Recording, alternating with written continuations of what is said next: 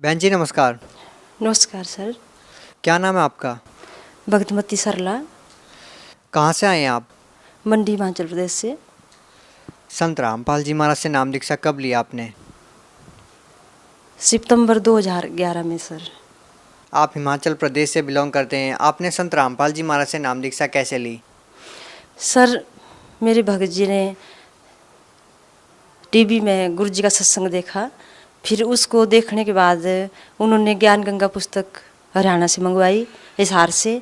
फिर उसको पढ़ के हम 1 महीने के बाद हिसार चले गए। संत रामपाल जी महाराज की कौन सी बात आपको ऐसी लगी कि आपको लगा कि ये कुछ अलग बात है और आपको लगा कि हाँ मुझे यही बातें बताने वाला संत चाहिए? हाँ जी, उनकी मर्यादाएं, शास्त्रों के अनुसार ज्ञान, ये सब देख के उनकी मर्यादाएं, नियम उनको देख के और शास्त्र के अनुसार उन्होंने जो ज्ञान बताया उसके आधार पर हमें लगा कि नहीं वही परमात्मा है जिनकी हमें तलाश थी। इस हिंदुस्तान में हजारों धर्मगुरु हैं, कि आपको नहीं लगता कि और भी बहुत सारे धर्मगुरु हैं जो शास्त्रों के अनुसार भक्ति बताते हैं? नहीं जी, बिल्कुल नहीं लगता, क्योंकि हमने पहले भी नाम दीक्षा ली हुई थी परमहंस संत से, तो वहाँ हमें कुछ नहीं ऐसा मिला जो हमें सुख नहीं था। हम दुखी थे, हमें देवी देवताओं की भक्ति भी करते थे, किसी से हमें कोई सुख नहीं मिला जी, ना आर्थिक ना मानसिक। संत रामपाल जी महाराज से नाम दीक्षा लेने के बाद आपको क्या लाभ हुआ? बहुत लाभ मिले सर, बहुत लाभ, जिनकी हमें गिनती नहीं कर सकते। ठीक है ना सर, इतने लाभ मिले कि उस दिन से हम इतने सुखी हैं। जो हम पहले बाद में सोचते हैं वो पहले हुआ पाया जाता है। संत रामपाल जी महाराज से नाम दीक्षा क्यों लेनी चाहिए? क्योंकि सर वो जो है मोक्ष का रास्ता है, शास्त्र के अनुसार भक्ति है, उसने हमें उस रास्ते से, उस भक्ति से हमें सतलोक जाना है और यहाँ भी हमें सुख सुविधा मिलती है। जब से हम वहाँ जुड़े हैं तो परमात्मा ने हमें, मेरे को बहुत बड़ी बीमारी थी, जैसे पेट में दर्द होती थी, बहुत ज़्यादा दर्द होती थी सर, पहले भी होती थी, परंतु जब आश्रम में गए तो उससे थोड़ा राहत हो गई थी। परंतु उसके बाद जब 2 साल पहले की बात है, साल पहले की बात है कि मेरे पेट में बहुत ज़्यादा दर्द हो गई सर। जब मैं बहुत बीमार हो गई, मेरे पेट में इतनी दर्द हो गई सर, इतनी दर्द हो गई, ऐसा नहीं है कि मैं मरने वाली थी सर, मर चुकी हूँ।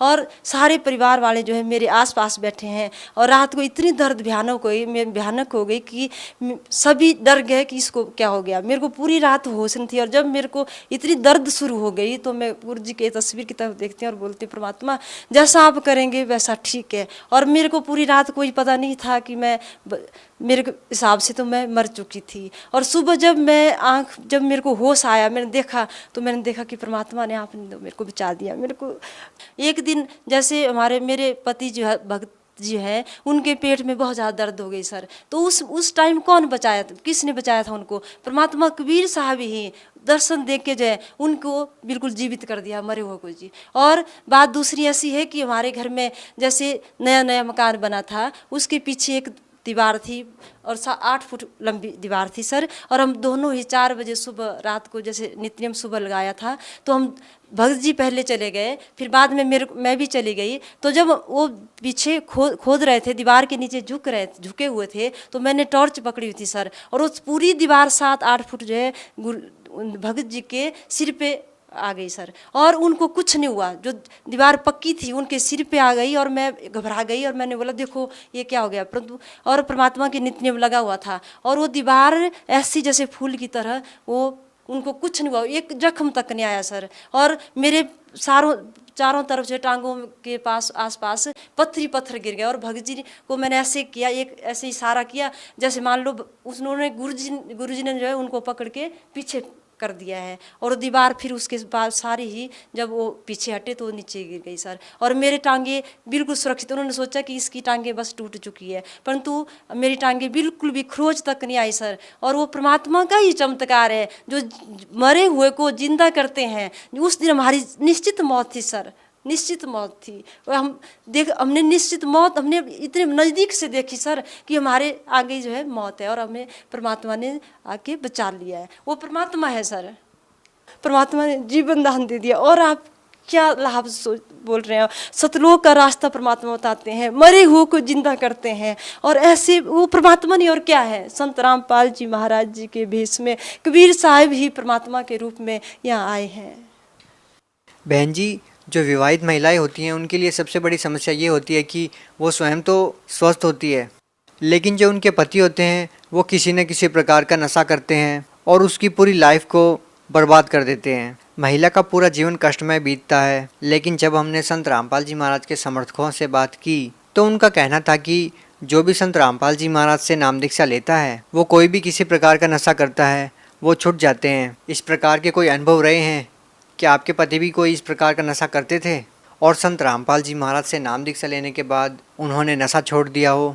सर नशा तो नहीं करते थे, वो तो पहले से ही परमात्मा की शरण में, मतलब परमात्मा ने पहले से ही बख्श रखा था। ऐसे संतों के पास लगे हुए थे कि नशा तो पहले बचपन से नहीं करते थे सर। और परंतु ऐसा कि हम दुखी बहुत थे, मानसिक रूप से दुखी थे, शारीरिक रूप से दुखी थे, रोग थे, बीमारियां थी। परंतु जब से गुरु जी की शरण में गए हैं तो बीमारियां उस दिन से बिल्कुल नहीं है। बच्चे बीमार नहीं होते, बच्चे बीमार होते हैं दंडवत करते हैं, गुरु जी की चरणामृत लेते हैं और तब भी ठीक हो जाते हैं। आपने हिमाचल प्रदेश से दूर हरियाणा में संत रामपाल जी महाराज से नाम दीक्षा ली। क्या हिमाचल प्रदेश में साधु संतों की कमी थी जो आपने संत रामपाल जी महाराज से नाम दीक्षा ली?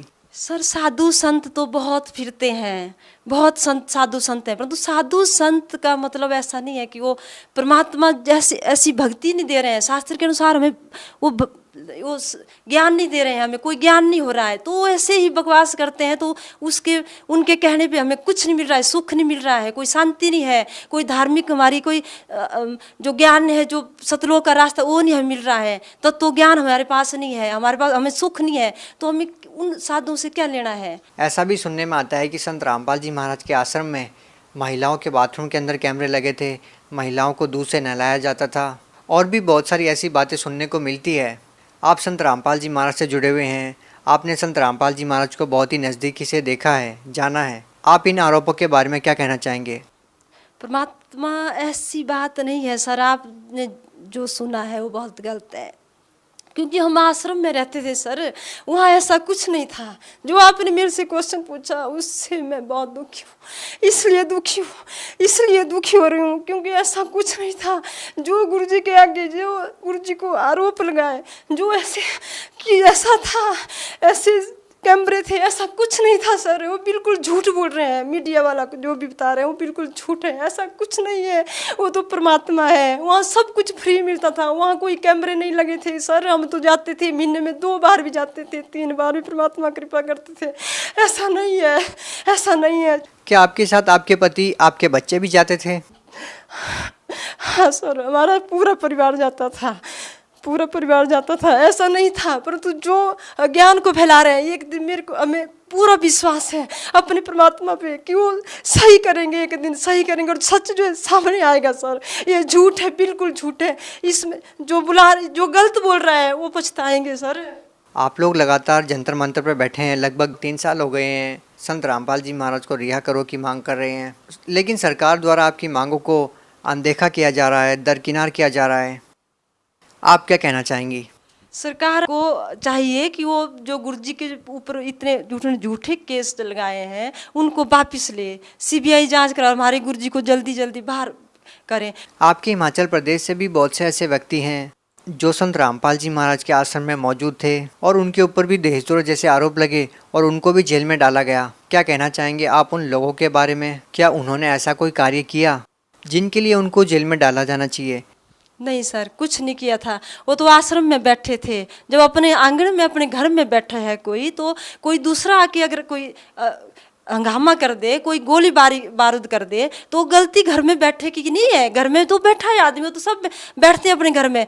तो अगर कोई आगे से आ रहा है और अपने हमला कर रहा है और हम हाथ जोड़ के खड़े हैं, तो गलती किसकी है? प्रशासन की गलती है। परंतु फिर भी प्रशासन को क्या कर रहा है? प्रशासन जो है अपनी गलती को न मान के हम लोगों के जो ईमानदार लोग हैं, जो परमात्मा ने बताया कि अगर आपको कोई मारता है तो आपने हाथ जोड़ के उसके आगे नतमस्तक होना है, आपने हाथ नहीं उठाना है। हम गाली तक नहीं दे सकते सर, हमारी इतनी मर्यादा है। परमात्मा ने बताई हमें, तो परमात्मा ने यहाँ सतलोक की तरह हमें बहुत सुख दिया है। परंतु उन्होंने ऐसा हमारे ऊपर अत्याचार किए सर, वो बहुत गलत है, बहुत ही गलत है सर।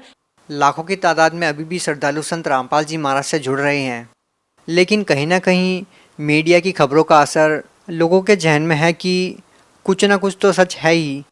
अगर 100% नहीं है तो 10-20% तो है ही। तो आप लोग उन लोगों को कैसे समझाएंगे?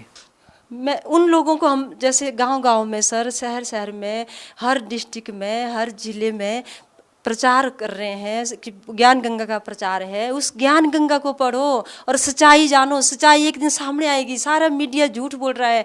कोई भी एक भी बात गलत, एक ही बात जो है सही नहीं है। सब झूठ पे झूठ बोला जा रहा है। आखिर आप लोगों का क्या स्वार्थ है कि आप लोगों को समझाते हैं, शहर शहर जाकर आप प्रचार करते हैं, ज्ञान गंगा की पुस्तक बांटते हैं, आपको क्या मिलता है? क्या आपका स्वार्थ है? आप मीडिया के सामने भी इंटरव्यू दे रहे हैं, शहर शहर जाके किताबें बांट रहे हैं, यहाँ तक कि आप लोगों के विरोध का भी सामना करते हैं। तो आप लोग इतना संघर्ष कर रहे हैं, आप लोगों का क्या स्वार्थ है इसमें? हमारा कोई स्वार्थ नहीं है सर। बगैर स्वार्थ के लिए आज के दिन कोई व्यक्ति काम करता ही नहीं है। हाँ जी, आप ठीक बोल रहे हैं, क्योंकि आजकल ऐसा ही माहौल है। अब हर स्वार्थ के बिना जो व्यक्ति कोई कुछ नहीं करता, परंतु परमात्मा ने हमें ज्ञान दिया है। ये ज्ञान सही है, क्योंकि हम पता नहीं कितने असंख्य जन्म से भटकते हुए आ रहे हैं। पूरे मानव समाज जो है भटकते हुआ आ रहा है। अगर उनको सही संत की हमें पहचान हो चुकी है कि परमात्मा इस धरती पे आए थे, हम उनको भी समझाना चाहते हैं कि वो भी परमात्मा का ज्ञान समझे और गुरु जी की शरण में आए। बहुत बहुत धन्यवाद। सच्चा